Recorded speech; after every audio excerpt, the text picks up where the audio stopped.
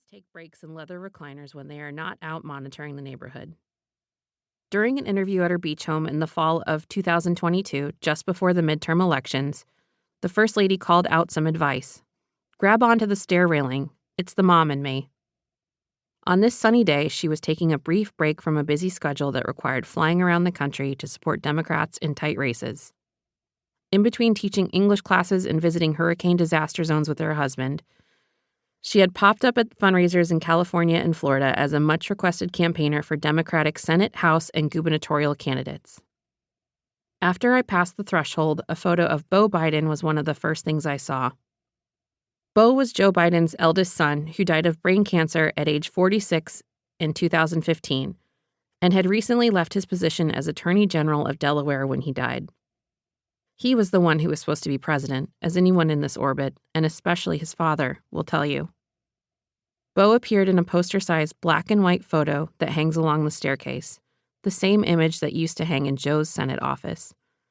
In that photo, which the First Lady says was taken during one of Joe's many political campaigns, a young Jill stood between Beau and his younger brother, Hunter.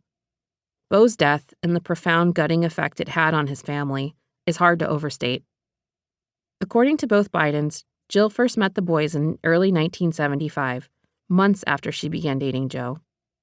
He had lost his first wife, Nelia, and his infant daughter, Naomi, in a car crash in December 1972, just weeks after winning his first Senate race. When Jill met him, she was 23 and recovering from the end of her first marriage, a youthful whirlwind she has called a counterfeit love, and a relationship that left her scared to let her emotional guard down. The idea of marrying Joe, a 32-year-old widower still knitting his family back together, was daunting, which is why it took Joe 5 marriage proposals before she finally said yes.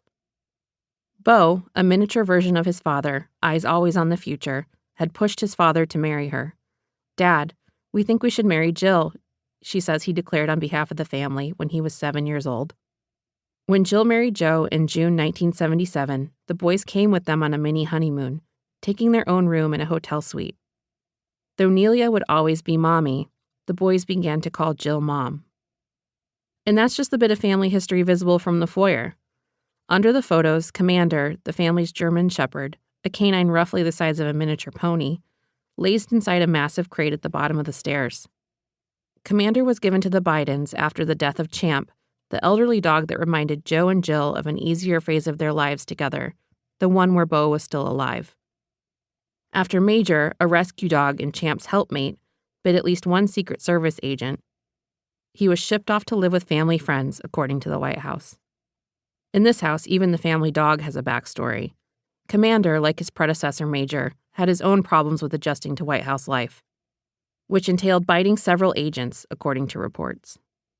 In February 2023, the beach house itself was caught in the political maelstrom that is the modern presidency, when a cache of classified documents was found in the closet of a think tank office set up for Joe after his vice presidency. The Biden homes were swept by federal investigators. None were found in Rehoboth. Upstairs, in the large kitchen and dining room, a welcoming amount of clutter bespoke a lived-in house. "Sunny days and starlit nights," read a sign on the mantel, the sort of tchotchke you'd find in a home goods store. The room was also filled with the trappings of a life in political office, including a life preserver that read, of course, Biden, hanging near a little bobblehead of Joe. There were bathing suits and frames on the wall. There was a stain of unknown provenance on the carpet. Several White House aides were stationed throughout the house. Mala Adiga, the First Lady's longtime policy advisor, took a call on a porch overlooking the park. At the dining room table sat Anthony Bernal, the First Lady's senior advisor, loyal enforcer, and one of the only people she really trusts. Her East Wing does not have a chief of staff. Bernal, her closest non-familial confidant, is the person in charge. An Arizona native and one-time child actor, Bernal got his start in politics as an official for the Clinton White House, where he worked in trip planning and scheduling for Vice President Al Gore. Bernal's entry into the Biden orbit came during the 2008 presidential campaign, when Joe Biden was chosen as President Barack Obama's vice presidential running mate, and Bernal was hired as a scheduler for the spouse of the vice presidential candidate. It was not a smooth transition. The Obama Brain Trust, having